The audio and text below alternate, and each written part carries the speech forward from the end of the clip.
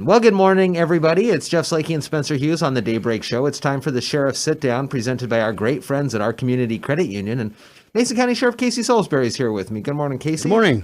Lots of stuff. I thought today there's been a lot of news, of course, over the last couple of weeks and the last few months. So I thought today we would take a kind of a look back at the sheriff's office and how it's been able to adjust, adapt, and respond to coronavirus from kind of mid-March, and a little bit before that too. We started to hear reports of potential impact in Mason County from first responders up in the north part of the state, and overall it's just been a pretty bizarre 2020. I mean, really. Yes, it has. It's been very different. As we talked a little bit before going on camera, you have all these, to me, they're landmark things like the parade downtown, all these things that are just have taken place traditionally for so many years, and fall and going back to school. And I was telling you this morning, I've been looking forward to high school football. It's that time of the year when the air is right. It's time to go. And all those things have been changed, I think, for everybody in a different way. One of our big things was the Ellensburg Rodeo. Every year we'd go to the rodeo, and that was kind of the end of summer, start of fall for school for our kids. And I think that's changed our timing for everybody. And the way we do business, we're still on our shift works and those kind of things. I think going into this year, I brought this up several times to our staff. I think going into this year, it's going to look different too.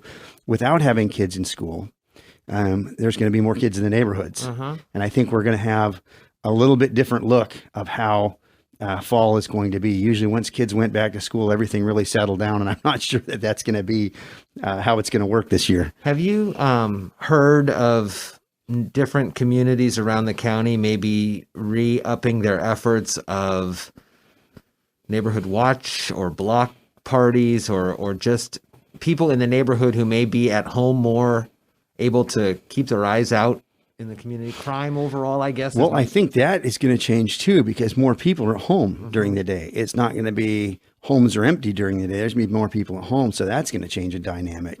As many years ago, I look at the Lake Cushman community, many years ago when I first started, that area up there was very few full-time residents.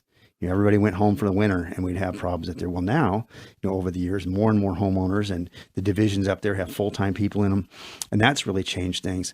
I think during the day, having people at home, might be interesting. There might be a lot more adults at home too, off and on, because either their jobs or one of the other parents are trading off because they've got their kids at home.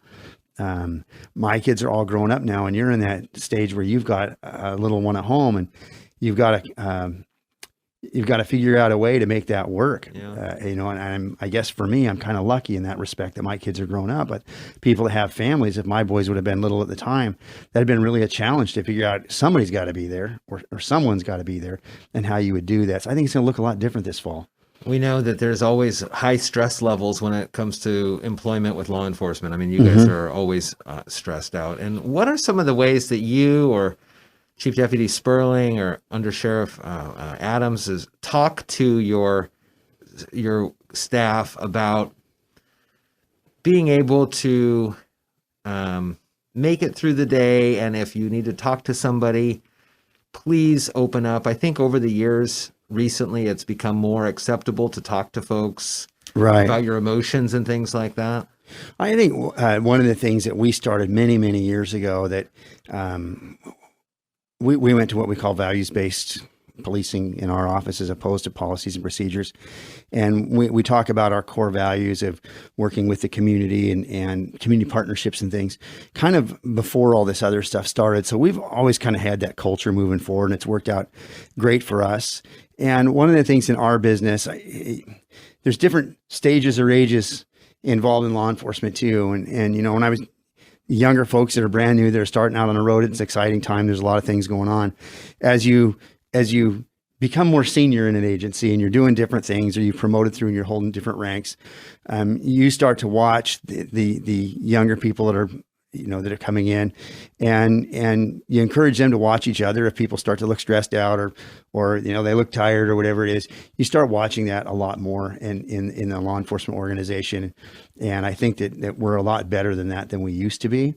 I think the other thing that's changed when you look at even our agency over the years, but in law enforcement agencies, most of the time, look at the fitness level of the people that are in our business now. I know the old donuts and coffee thing was a real big thing when I first started, right?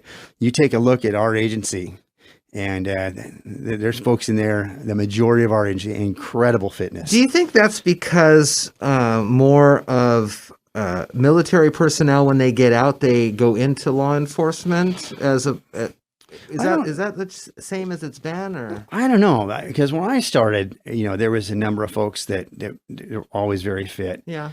And I think it just hung on a lot longer about people being out of shape. But our agencies, both the agencies I've been with, you look at them now and how great shape people are in, mostly. Is it maybe too because of maybe old stereotypes of just officers sitting behind their desks all day, as opposed to what you guys, the value-based or what Shelton is doing with community policing and out and about? I honestly think that over the years in the business, people have looked at the average age of police officers is the reason we get to retire early is because we usually die earlier. Yeah. And a lot of it has to do with the stress and not sleeping, because you're working shift work most of your career.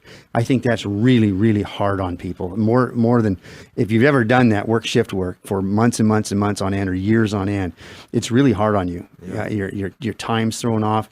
And then people have realized over the years that being physically fit, it keeps that at bay a lot better. And I think you see a lot more people out doing that at first for their health and their welfare and their longevity in the business because of stress and those kind of things. And I think that's been one of the things that people have learned. It's just like now, I mean, I went to college as a health ed major, and you talked about this kind of stuff before, but wasn't necessarily in the police business. People are really more nutritious conscious about what they're eating and out there at night when you're working and have to go to sleep in the morning. Your food schedule isn't normal like other people, breakfast, lunch, and dinner. It kind of runs backwards with that. Yeah. So a lot of differences over the years. I see, I watch the younger people come in. You look at kind of my generation coming in. All the people in our office all have college educations. And there for a while, we had a number of people with doctorate degrees and a bunch with master's degrees in our offices. And people don't think about that. And you look at other people's businesses and how many have that across the board. And so you look at the level of education that these people are putting in and what they're doing now. Last week, Chief Moody made the announcement that he's going to be done the end of the year. Darren and I are fairly close to the same age. I think he's a little bit younger than I am, maybe a year or two. But I'm really glad for him, because when we talk about a career in law enforcement, the reason that we get to retire earlier than a lot is because it's been so hard on your body that you have a somewhat shorter lifespan. It's hard on you and you get hurt and things like that. And I'm thrilled for Darren that he's able to go out when he feels like he wants to go out fit and healthy and by his choice. And I think it's very exciting for him. I think back to how long ago it was when I watched him do the public interviews down here. We were down at the Colonial House and watched different people interview, and Darren was one up there, and I called his office. He had called and actually left me a message. He just wanted to chat. He was going to be up for a week.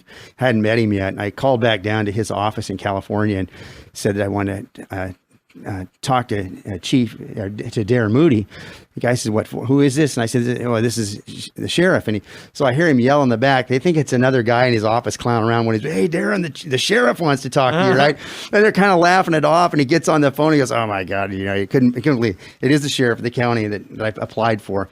And he did a nice job then, and Darren's moved a lot of things forward for Shelton PD, and I think he's going to stay in the area. So we still, I don't know, losing a police chief. We had another law enforcement person in the community, but I'm just for so many of my friends, I'm like the last one of my group that's not retired, and so many of my friends, I'm so glad that they were able to step away when they were still healthy and moving, and at their choice. And I'm glad for Darren that he's able to do that. Mason County Sheriff Casey Salisbury here for the Sheriff Sit Down, presented by our Community Credit Union. Thank you. Thank you.